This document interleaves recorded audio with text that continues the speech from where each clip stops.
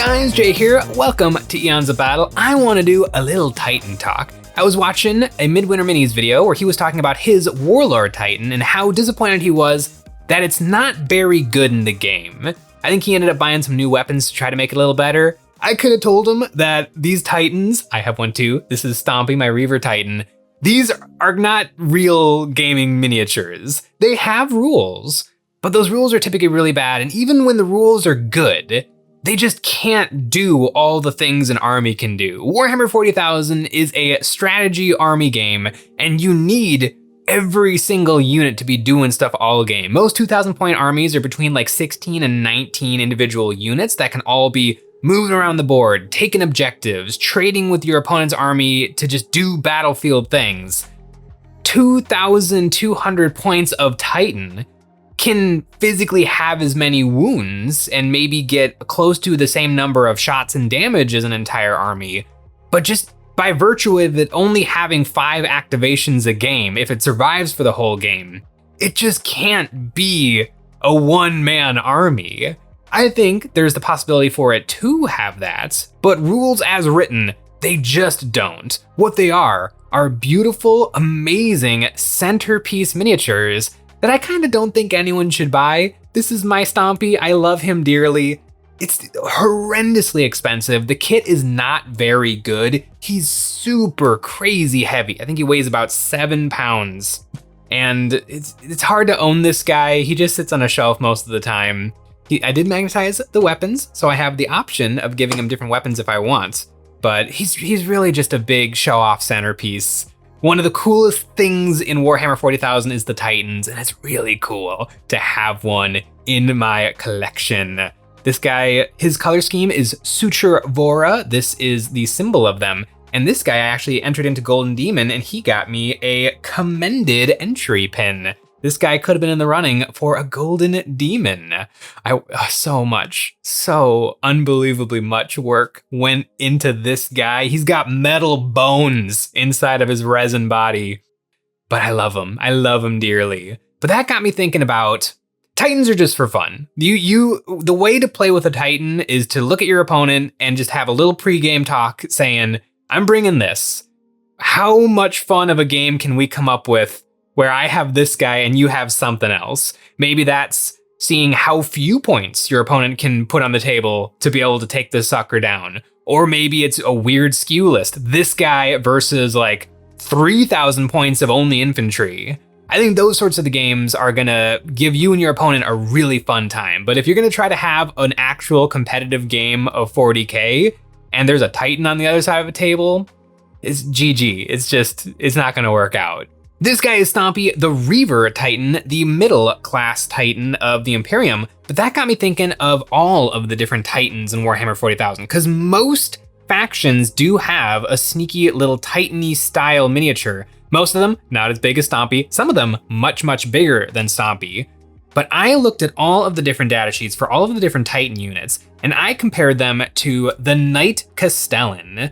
This guy is probably the biggest bad you can see across from the table in a game of Warhammer 40,000 that you're likely to see. I've played against a lot of this guy, and toughness 13, I think 24 wounds, really tough as nails, 5 up invulnerable save, gets a lot of rerolls on that saving throw.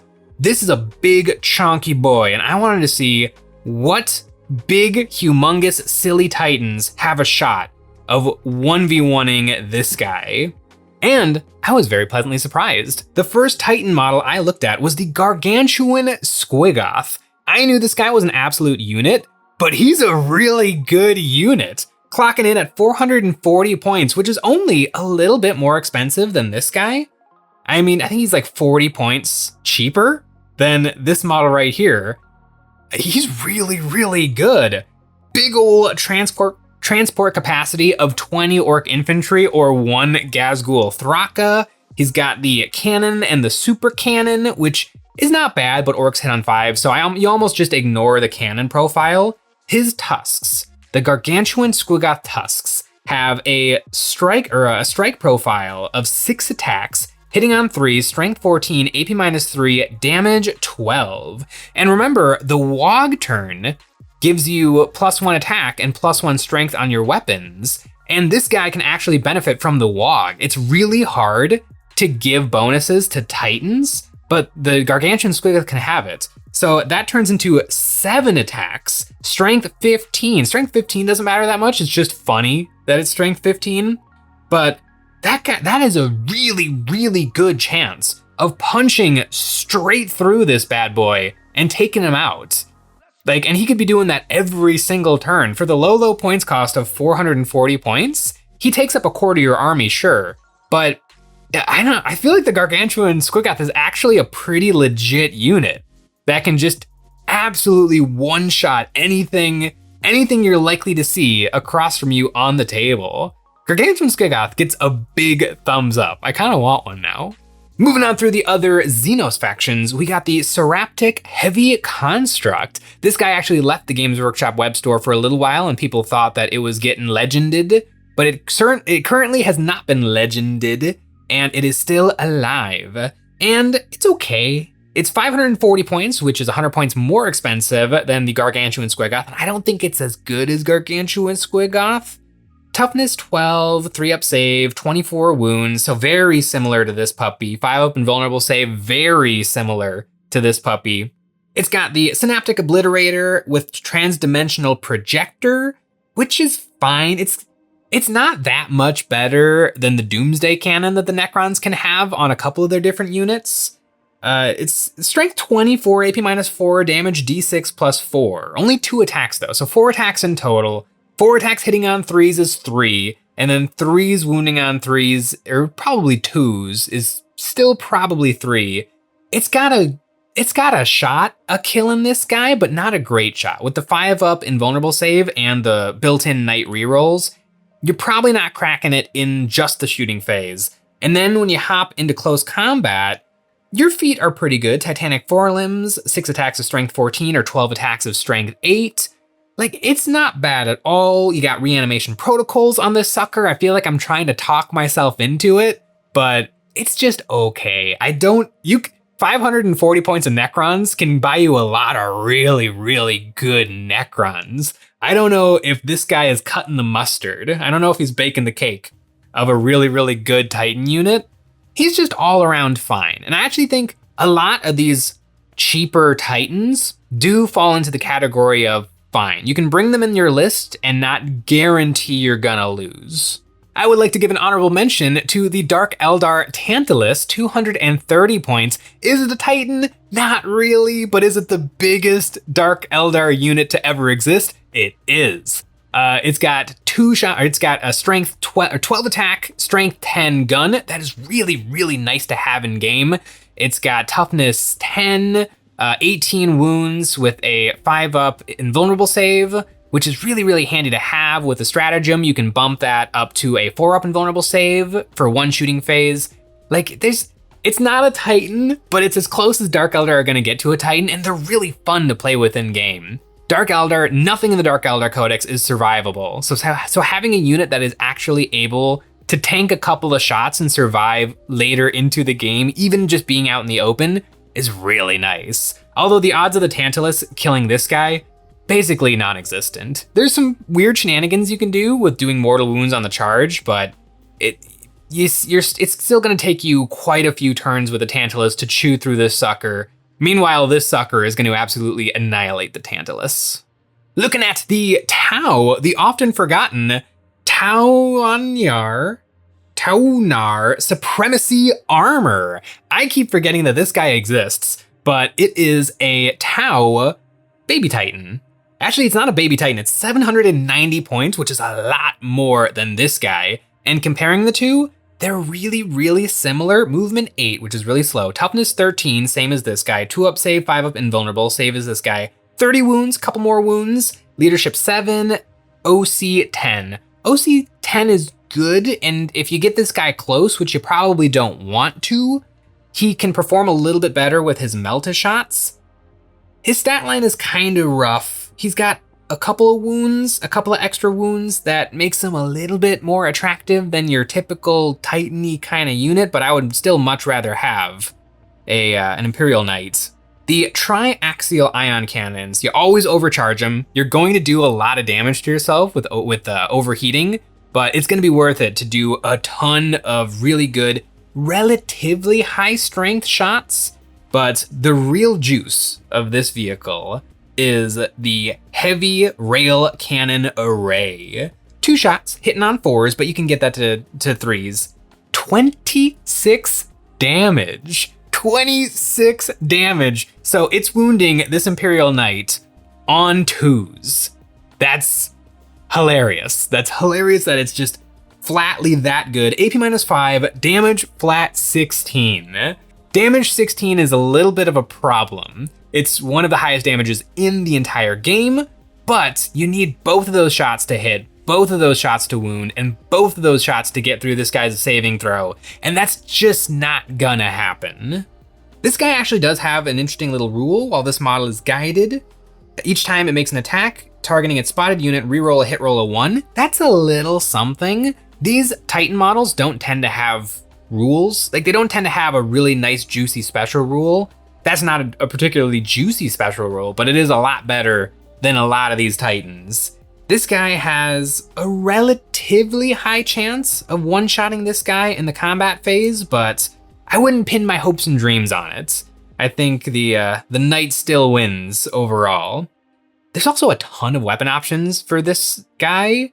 I don't think any of them are particularly good, but it is interesting that, like, if you're a Tau player and you want to build a Titan, you really do get to build a Bear Titan. You can pick anything you want for this sucker to carry. Those are all of the different Xenos Titans. Moving on to the Imperium Titans that are still cheap enough to somewhat be able to take in a regular game of Warhammer 40,000, the Warhound Titan. This guy is really spicy. I've seen quite a few of these suckers in person, being the cheapest Imperium Titan. A bunch of people have actually bought this thing. It's not bad. Movement 14, toughness 13, 2 up. It's basically this guy's stat line, but with way better movement. 40 wounds also is nothing to sneeze at. It has a special rule, flank speed. Each time this model advances, do not make an advance roll for it. Instead, until the end of the phase, add 8 inches to the move characteristic of this model. Does this rule exist? Because if you advance, then you can't shoot your blast weapons or any of your weapons that don't have assault. Does it have any access to assault weapons? No. So yeah, you'll never advance this thing, ever. Weird. I don't get what Games Workshop was thinking when they wrote that rule, but it's text on the page. The weapons equipped that this guy can be equipped with are really, really fun.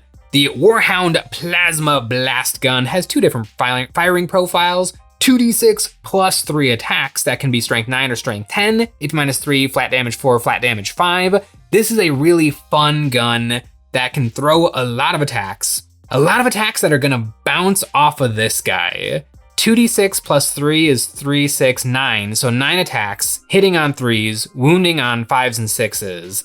Is only gonna be a couple of attacks that are gonna slip through, maybe 2 or 3, which leads to 15 damage, which is not enough to take down this sucker. And the Turbo Laser Destructor is D3 plus 3, strength 20, AP -3, damage 2d6. Strength 20 is gonna be wounding this sucker on 3s, but D3 plus 3 is only like 4 or 5 attacks. 4 or 5 attacks hitting on 3s is like 3 attacks wounding on 3s is 2 attacks with this guy's 5 up and vulnerable save is maybe 1 slips through, and then 2d6 damage. Even if you spike on 12, you're still not killing him. Maybe if you pair the plasma and the blast gun together, and then you have your feet for the Hail Mary, try to finish it off in close combat, then the Titan, which by the way is so much bigger than this little knight, is still gonna really struggle to take down this Imperial Knight. The Warhound Titan is 1,100 points? Whoa, okay, never mind. The Warhound Titan is really bad for its points. I think there's still a lot of fun to be had. I have a Warhound Titan that I would like to build one day and paint up and maybe win a Golden Demon with. But I'm gonna take it with the 2 Warhound Inferno guns, the flamethrowers. How come these guys don't have assault? I feel like the giant flamethrowers should have assault. But that would mean that every turn I'm rolling 6d6 attacks that automatically hit strength 7, AP -2, damage 3. That's not good at all for 1,000 points, but I do like the roulette wheel mechanic of seeing how many shots I get. And it could be a frankly absurd number of shots, but it can also whiff really hard and be a very, very low number of shots. So I think that's the fun I think that is to be had with the Warhound Titan, but man, is it not very good. The Revenant Titan is the Eldar's version of the Warhound Titan, and this guy is pretty spicy with movement 16. It has the Revenant Jetpack. Each time this model advances, do not make advance rolls for it. Instead, until the end of the phase, add 8 inches to the move characteristic. See, that makes perfect sense because this guy's got assault on all of his guns, so he can shoot his guns after making an advance move. So basically this guy has flat movement 22. So the Elder Titan has 22 inches of movement, which is hilarious. What's not hilarious though are its guns. Actually, no, his guns are a little bit hilarious. They're not great. The Revenant Pulsar is 60 inches. The range on all of the Elder guns is actually pretty short, but 60 inches is pretty far. It's the entire game board. But when we get into some of these giant apocalyptic guns, it gets funky. 6 attacks hitting on 3, strength 14, AP minus 3, damage 4. If you take 2 of those, you've got a better than 50-50 shot of cracking this sucker in 1 round of shooting. Your Revenant feet are 8 attacks, hitting on 3, strength 10, AP minus 1, damage 3. It's not bad. For 1,100 points, it's very bad.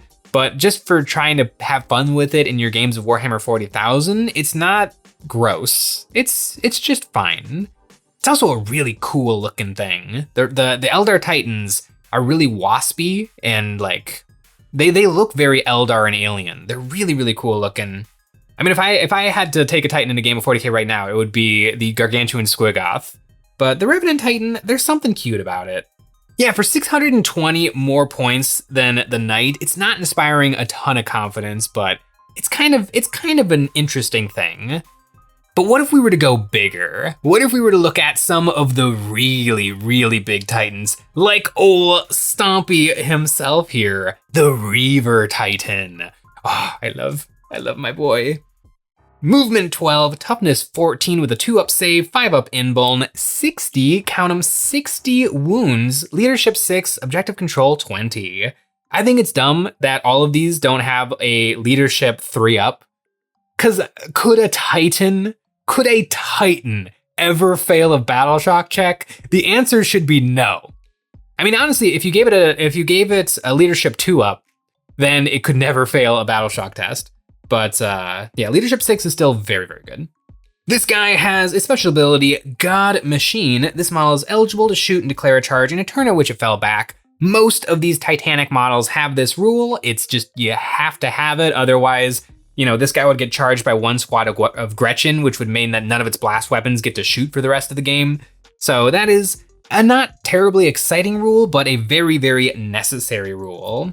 And the weapons that this guy can get equipped with are kind of absurd. The ones I have equipped, the Reaver Melta Cannon, is D6 plus 2 shots of strength 13, so it's wounding this guy on 4-ups, AP minus 4, damage 6. But damage 6 with Melta 4, so really it's damage 10.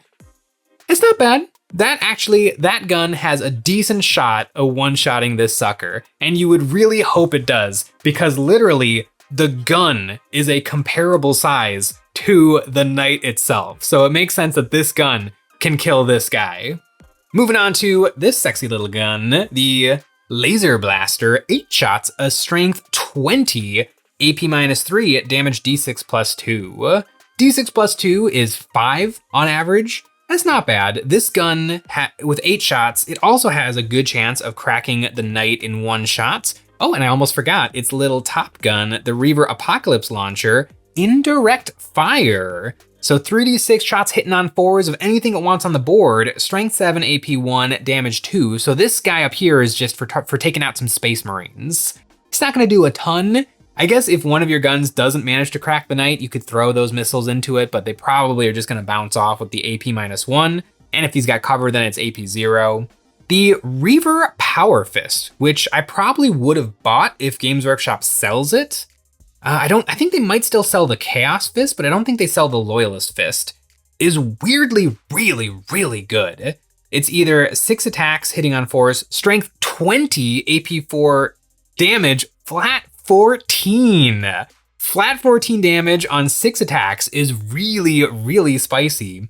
And it has a sweep profile of 12 attacks, strength 12, AP-3, damage flat 6. Both of those weapons mathematically do very similar damage to my knight here. And argue this is honestly a much better profile than the Warlord Titan's fist that we're gonna get to. But yeah, Stompy, if I can ever get my hands on a Reaver fist, which is gonna be really annoying because right now this guy's little elbow, his little arm piece is bolted on and then covered in epoxy putty because I can't take this off. The arm attaches to this guy in a really, really funky way, but I would make it work. I would make it work for the fist. I would be giving up one of my guns, but Fist and Melta would be a pretty good combination. Oh yeah, and this guy costs 220 points in game. So you can't bring him in a 2,000 point game. I guess you can bring him in a 3,000 point game. He can kill like 3 things a turn, every single turn. It's not bad, but he's only gonna be able to control 1 objective a game, like per turn. With objective control 20, it's gonna be really hard to wrestle objectives from him, but I don't necessarily see him pulling his weight in games. Now, looking at the weirdly similar knight, the Warbringer Nemesis Titan. This guy is Stompy, but better in every single way for 400 more points. You might think that it's just Stompy with one of these glued on top, and in some ways it is, but the Warbringer Nemesis is just so good. It's got 20 more wounds of 80 wounds. It's toughness 14, which Stompy is also. It gets so many more guns. It gets 2 Arvalus defense batteries. It gets 2 Ardix defense maulers, the Nemesis Quake Cannon, the Reaver Volcano Cannon. It can have a Reaver Volcano Cannon or a Nemesis Volcano Cannon. What's the difference? Okay, the Nemesis Volcano Cannon is just better. That's the difference. Literally the only difference is the Reaver Cannon is D3+1, the Nemesis Cannon is D3+3. Other than that, identical profiles. I guess it's just because the Reaver one is meant to go on this guy, and the Nemesis gun is meant to go on him, and everything for him has to be just a little bit better than my boy here. That guy is just good. He will absolutely mop the floor with this sucker. And I mean, if you wanted a Titan and you didn't want to get the Warlord Titan, you should probably get that one because he's just way, way, way better than my boy Stompy here. But let's be fair, Stompy looks way better. The Reaver is such a good looking Titan. It's my favorite Titan. I think it's objectively the best looking Titan with his weird little bug face and his awkward little arms and his tree trunk legs. I love the Reaver Titan so much. And the Nemesis Titan is just a Reaver Titan, but with a bunch more guns and a little bit more armor.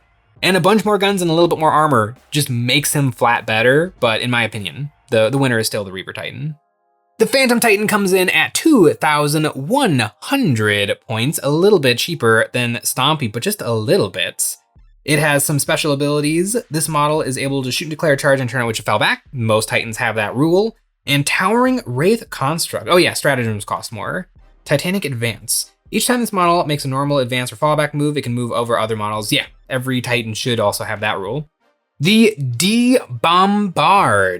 72-inch range, D6 attacks, 2D strength 20, 2d6 damage. The Elder weapons don't have the laughably high strength that a lot of the Imperial Titans do, but they do get to bring a lot more of them. The Wraithglaive is really, really interesting for a melee weapon. 6 attacks or 12 attacks with the strike and the sweep, strength 18 or 8. It can have flat damage 12, 6 attacks, hitting on 3s, strength 18, AP-4, flat damage 12. That is spicy. That would kill this guy.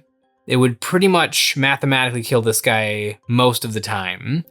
But it's a Titan. The Eldar Phantom Titan, I got to see one this year at Adepticon. The thing is massive. It is the size of a toddler. It is such a ridiculously big thing. Like Titans should almost have a rule once per turn, the Titan picks something on the board and then that is removed from the board, be it terrain or enemy model. Like, the Titans should have absolutely silly rules. It shouldn't be like, I'm looking at this and I'm like, could strength 18 beat this guy's toughness 30? Like, you shouldn't even have to math it. The rules should be so utterly ridiculous that you're just like rolling for RPG effects more so than actual strength and toughness in the game. But speaking of things that are absolutely absurd, and before we get to the man, the myth himself, the Warlord Titan, I'd like to tell you about EonsBattle.com. EonsBattle.com is a place to find our merch like the Nick and Jay dice, and this is the best way to support us doing what we do with a membership. Each month, members get a credit that they can use on our new monthly terrain packs or any previous pack we have ever made. This April, we're going hard into skirmish fantasy warfare with 3 themes. The mythical forest, a set of fantastical trees held aloft by otherworldly levitating stones and waterfalls with the power of life. The eternal graveyard, a desolate shrine to the forces of death. Macabre headstones piled against the last remnants of a long-forgotten cemetery. And the cannibal camp, a ramshackle encampment where the marauders can divide up their spoils and cook up their victims. These sets are designed with storytelling in mind and are the right size and shape for games of Spearhead. You can match the theme of your army, making your beloved collection look good while dominating the battlefield. These sets are available on our website as STLs, and don't worry if you don't have a 3D printer, they are available physically printed for you. The Warlord Titan. Midwinter Mini has one. Casey from eBay Miniature Rescue, I think, might have one. I don't have one. I don't think I want one. They're really, really big. I know the amount of work that went into Stompy. I don't know if I have it in my heart to do a Warlord Titan. And I feel like the Warlord Titan doesn't look that good. The Warlord Titan kind of just looks like a regular knight that has been scaled up 5 times, where like Stompy's weird looking, and I like the weirdness of him. The Warlord Titan, say it with me now, has 100 wounds. 100 wounds of toughness 16, 2 up save, 5 up invulnerable save. It's absolutely absurd. But actually 100 wounds is honestly not impossible to chew through. Like it might, if your opponent is playing well, he should either take it down to almost dead or kill it every single game. That's the problem with just having a stat line. If you have a stat line, then other stat lines can interact with it.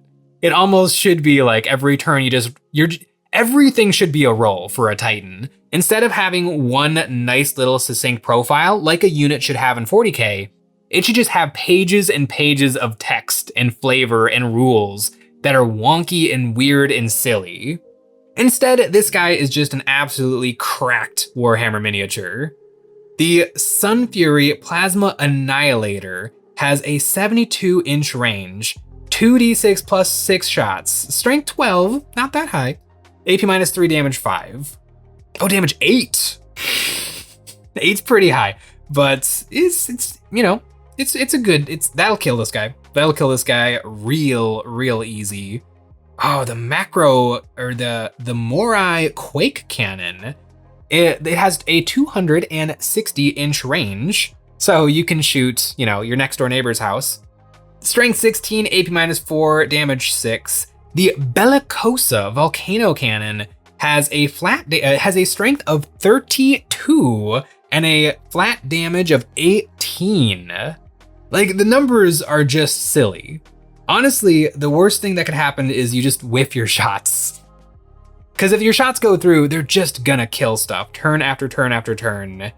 The Airrock Power Claw has a strike and a sweep profile that is worse than Stompy's fist if he had a fist. He doesn't have a fist, but if he did have a fist, the Reaver Titan fist is actually better than the Warlord Titan's fist.